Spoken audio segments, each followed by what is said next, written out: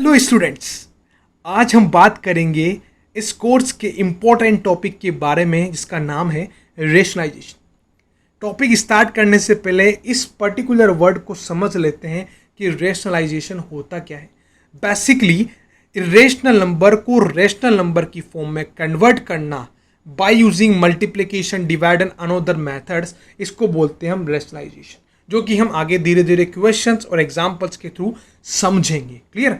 तो rationalisation topic start करने से पहले एक छोटा सा टॉपिक आप समझ लो, ऑपरेशंस ऑन रियल नंबर्स। जो रियल नंबर्स हमने पढ़ा है ना, उनका क्या यूज है, एप्लीकेशंस क्या है, वो हम देख लेते हैं, जो कि इसमें बड़ा काम आएगी।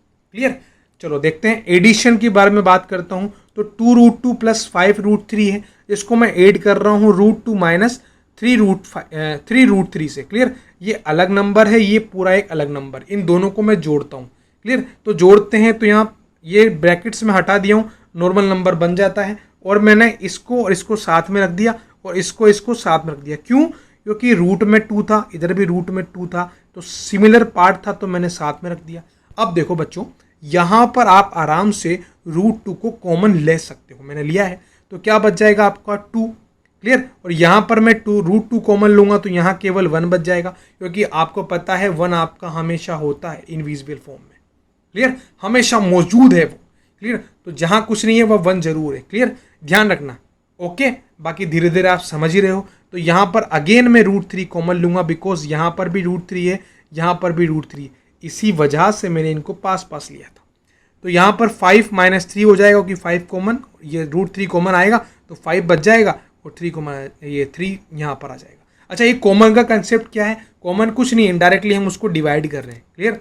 तो √2 से √2 डिवाइड हो रहा है तो 2 बच रहा है। ये तो आपको ऑलरेडी पता ही होगा, बाकी पिछली क्लासेस पढ़ते हुए आ रहे हो आप। क्लियर? तो यहाँ पर अब देखो, आप नॉर्मली √2 बन गया, 2 में 1 ऐड करूँगा 3 बन गया, तो 3√2 आपका इसका रिजल्ट है। प्लस लगाओ तो यहाँ पर 5 - 3 करोगे 2, ये इसका रिजल्ट। समझ में आ गया? तो ये था आपका एडिशनल मेथड। हम बात करते हैं मल्टीप्लाई की। मल्टीप्लाई में बेसिकली कुछ नहीं करना है, ये 2 नंबर से मल्टीप्लाई करना है। तो 6 को 2 से मल्टीप्लाई करेंगे तो यहाँ लिख देंगे, और √5 को √5 से मल्टीप्लाई करेंगे। तो बेसिकली आपको पता है √5 को जब √5 से मल्टीप्लाई करेंगे तो रूट से रूट कट हो जाएगा। कट हो जाएगा क्यों होगा? क्योंकि नंबर सेम है, वो भी √5 ही √5 है। क्लियर? और नहीं समझ में आ रहा तो ये देख लो इधर। क्लियर? ये 5 है ना बच्चों, ये 5 को मैं लिख सकता हूँ 1/2 इंटू 5 को मैं लिख सकता हूँ 1/2। क्लियर? तो यहाँ पर 5 अगर मैं लूँगा तो यहाँ पर 1/2 प्लस 1/2, क्योंकि बेस सेम है तो पावर्स ऐड हो जाएगी। तो यहाँ पर 1/2 प्लस 1/2 यानी 1 हो जाएगा, तो डायरेक्टली 5 बन गया। ये कंसेप्ट आपका और भी अच्छे से क्लियर होगा एक्सपोनेंट एंड पावर वाले चैप्टर में। ये तो आपकी प्रीवियस क्लास के बेसिस पे मैंने आपको ये सोल्व करके बता दिया है, लेकिन काफ़ी सारे रूल्स है एक्सपोनेंट्स एंड पावर में, वो हम देख लेंगे। क्लियर है? तो चलो यहाँ पर समझ लेते हैं बेसिकली, है ना। और ऐसे भी कर सकते हो, रूट में 5 × 5 लिख दोगे 25 बाहर आएगा तो 5 बन जाएगा। अब नॉर्मल मल्टीप्लाई करना है, 6 को 2 से 12 और 5 से करोगे तो 60 आपका बन जाता है। अब आते हैं, हम बात करते हैं डिवाइड की। डिवाइड करना है इस पर्टिकुलर नंबर को इससे, तो मैंने लिख दिया डिवाइड की फॉर्म में। क्लियर? अब 8 तो 8 रखा, लेकिन 15 जो रूट में है, क्या मैं इसको 5 × 3 में डिवाइड कर, इट मीन्स इसको मैं अलग अलग कर सकता हूँ। ठीक है? तो मैंने कर दिया यहाँ पर √3 × √5। करेक्ट है? तो यहाँ पर जैसे ही मैंने किया, आपका √3 से √3 कट जाएगा, एलिमिनेट हो जाएगा, और बाकी 2 से 8 करूँगा तो 4 टाइम्स, तो रिजल्ट आपका आ गया 4√5। तो ये कुछ ऑपरेशंस थे जिनको आपको आना बहुत जरूरी है चैप्टर के अंदर समझने के लिए पार्ट। क्लियर? चलो अब आते हैं हम बेसिक कंसेप्ट रेशनलाइजेशन पर। उससे पहले छोटी सी कुछ आइडेंटिटीज और समझ लेते हैं हम। ठीक है? ये भी आपके काम आएगी। आइडेंटिटीज मतलब कुछ पर्टिकुलर प्रॉपर्टीज हैं। जैसे मैं रूट में लिखता हूँ 2 × 3 को, तो उनको मैं अलग अलग करके इसे लिख सकता हूँ। क्लियर? ये आइडेंटिटी है। जैसे मैंने रूट में लिखा हुआ है, डिवाइड में 2/3 है, तो उनको मैं अलग अलग करके लिख सकता हूँ, √2 डिवाइड में √3। समझ आ रही है बात? क्लियर? जस्ट लाइक यहाँ पर एक पर्टिकुलर मैंने ब्रैकेट में नंबर लिया है, यहाँ प्लस है, सेम नंबर है, यहाँ नेगेटिव है, तो यानी ये फॉर्मेशन बन रही है आपकी a + b और a - b वाली। दिख रहा है ना आपको? ये नंबर a होगा और ये b होगा, ये a होगा, ये b होगा, या प्लस है और ये माइनस है। ठीक है? सॉरी, ये प्लस और ये माइनस। क्लियर? तो ये आइडेंटिटी क्या बनती है, पढ़ी भी है आपने अलजेब्रा में, तो क्या बन जाएगी a² + b², सॉरी ए स्क्वायर माइनस बी स्क्वायर, ठीक है। तो यहाँ पर मैंने ये प्रॉपर्टी यूज़ की है, तो यहाँ पर रूट 2 का स्क्वायर माइनस रूट 3 का स्क्वायर, तो यहाँ तो बन जाएगा 2 और स्क्वायर करेंगे तो 3 बन जाएगा, हट जाता है स्क्वायर से, हम हाफ कट जाता है वो, क्लियर। तो यहाँ रिजल्ट आएगा -1। धीरे धीरे समझ में सब आ जाएगा। आप बराबर क्वेश्चन ट्राई करते रहा करो, प्रैक्टिस किया करो, कुछ ऑटोमेटिक कंसेप्ट तो आप खुद सीख जाओगे, क्लियर। चलो अब आइडेंटिटी नंबर 4 की बात करता हूँ।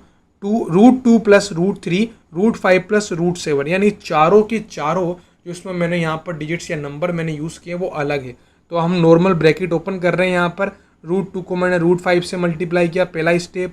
रूट 3 को मैंने रूट 2 को फिर मैंने रूट 7 से मल्टीप्लाई किया, दूसरा स्टेप।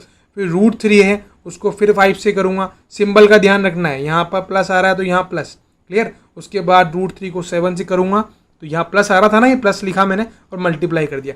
उसके बाद नॉर्मल सोल्व करना है आपको, 2 को 5 से 10, ये सब आप कर लोगे आराम से। 14, 15, 21 कैसा आया ये तो आपको ऑलरेडी पता है, क्लियर। तो ये एक और आइडेंटिटी है, समझना है इस बात को।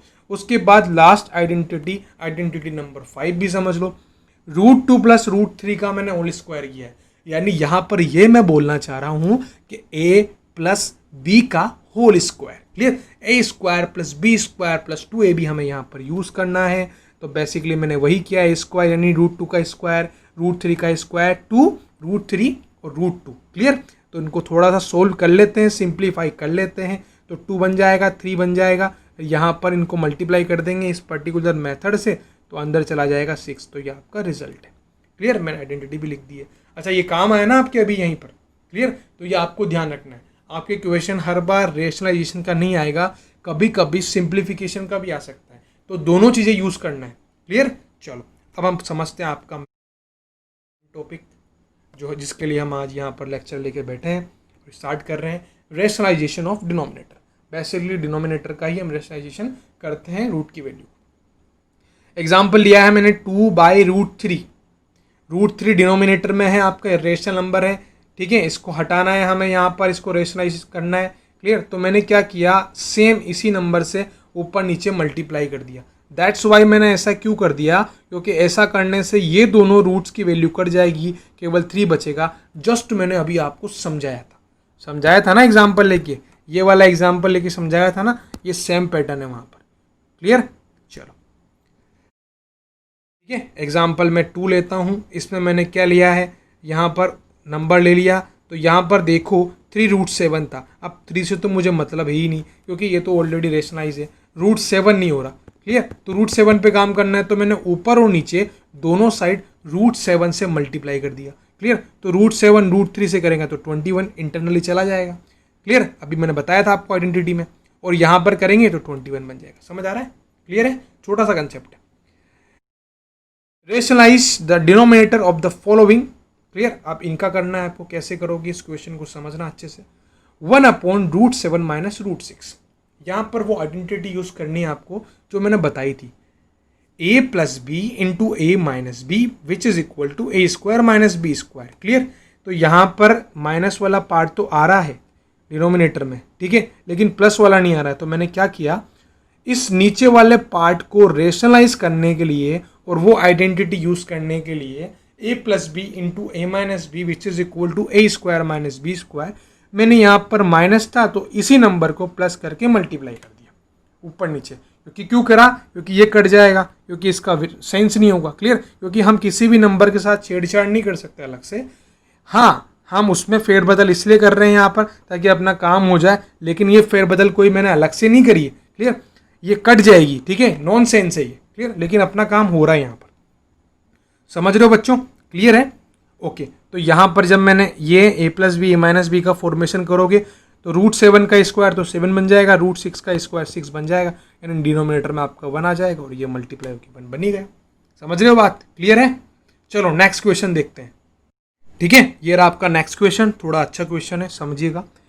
2√3 माइनस √5 डिनोमिनेटर में है 2√2 प्लस 3√3। ऊपर वाले पार्ट को भूल जाओ, नीचे वाले से काम है, रेशनलाइज डिनोमिनेटर करना है, क्लियर बात है। तो यहाँ पर मैंने देखा कि ये नंबर थोड़ा सा छोटा था, ये नंबर बड़ा था, तो सबसे पहले तो मैंने आगे पीछे कर दिया इसको, नहीं भी कर दो चलेगा, कोई दिक्कत नहीं है, तो मैंने ऐसे ही किया, क्लियर।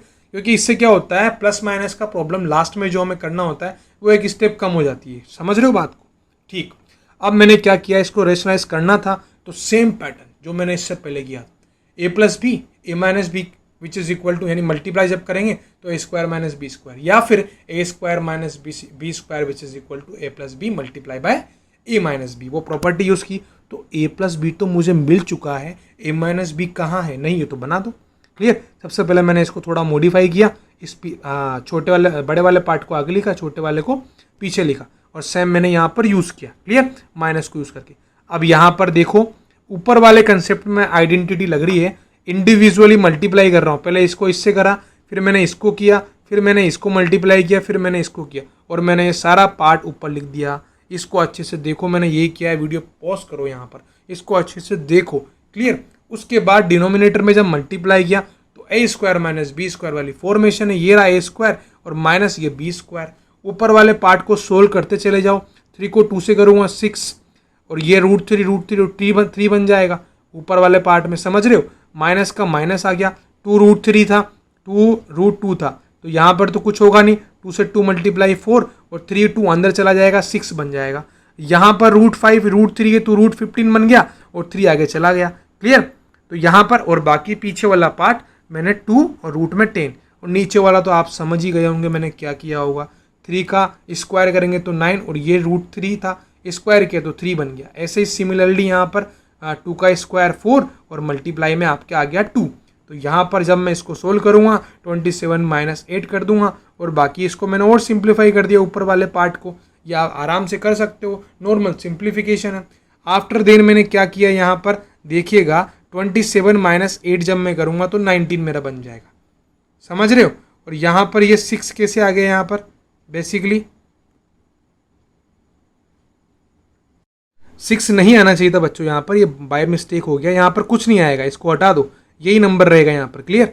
तो यहाँ पर बस इस वाले नंबर को रखना है और 27 - 8 कर देना है, 19 आ जाएगा। ठीक है। डिनोमिनेटर में 19 आएगा, बाकी यह आपका सोल्यूशन है, ये कोई सोल्यूशन नहीं है। ठीक है। थोड़ा मिसप्रिंट है यहाँ पर 6 का। क्लियर। बाकी पीछे का फॉर्मेशन सेम है, 18 - 4 √6 आना चाहिए यहाँ पे। क्लियर। तो ये पोर्शन की जगह यहाँ पर 6 हो गया, आगे का पार्ट हट गया वो। क्लियर। समझ में आ गया concept. Next question. Next question भी इजी है, देखना इसको अच्छे से, आपको ट्राई भी करना है यहाँ पर। लेकिन मैंने कंसेप्ट क्या कर दिया, 12/3 नंबर मैंने यहाँ पर ले लिए रूट में। क्लियर। अब आपको क्या करना है, ऐसे क्वेश्चंस में डिनोमिनेटर को रेशनलाइज करने के लिए पेयर बनाना पड़ता है। क्लियर। 2 नंबर एक साइड ले लो और 1 नंबर अलग ले लो। तो मैंने क्या किया, √3 और √3 को 2 को एक साथ ले लिया और 5 को अलग रख दिया। आप ऐसे भी कर सकते थे, √2 को अलग ले लो, इन दोनों को अलग ले लेते हैं। क्लियर। जो भी आपको ठीक लगे। ठीक है। मैंने 5 को लिया। क्लियर। जैसे मैंने किया, आप भी बड़े नंबर्स को सेपरेट कर सकते हो। आफ्टर देन वही ए स्क्वायर माइनस बी स्क्वायर वाला फॉर्मेशन, यहाँ प्लस है तो यहाँ मेरे को माइनस कर देना है। इनको ले लिया मैंने, ऊपर नीचे मल्टीप्लाई करूँगा। अब आपको इसको इससे मल्टीप्लाई करना है सेपरेटली, अलग अलग, ये मैंने कर दिया है, ऊपर दिख पा रहा होगा आपको। और डिनोमिनेटर में मैंने इनको ए स्क्वायर माइनस बी स्क्वायर वाली फॉर्मेशन कर दी है। ठीक है। ओपन करूँगा तो 2, और यहाँ पर आ जाएगा 3 का रूट है तो 3, और 2 √6 - 5। अब देखो बच्चों, ये -5 था और ये 2 और 3 भी 5 होता है तो कट गया, तो यह रिजल्ट आ गया 2 √6। और ऊपर वाला अगर मैं देखूं तो सेम एज मैंने लिख दिया है, देखो यहाँ पे रूट का ये सेम का सेम लिखा है ऊपर। क्लियर। कोई दिक्कत नहीं। अब देखो इन सब में 12 कॉमन आ रहा था, मैंने 12 कॉमन ले लिया, तो √2 + √3 - √5। समझ आ गई बात। और डिनोमिनेटर में आपका 2 √6 बन गया।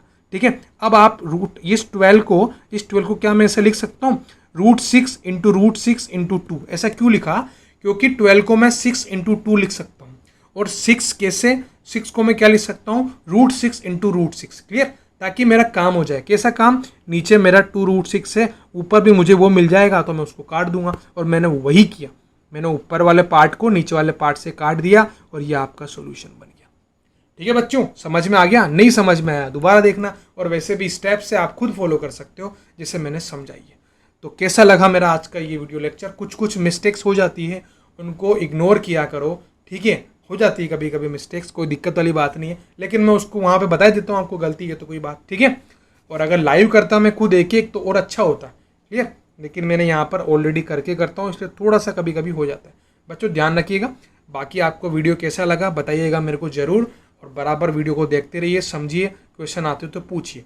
आज का वीडियो देखने के लिए स्टूडेंट्स बहुत बहुत आप लोगों का शुक्रिया, thank you, thanks a lot. Subscribe करो, ध्यान रखो इसका, ठीक है। Okay student, thank you.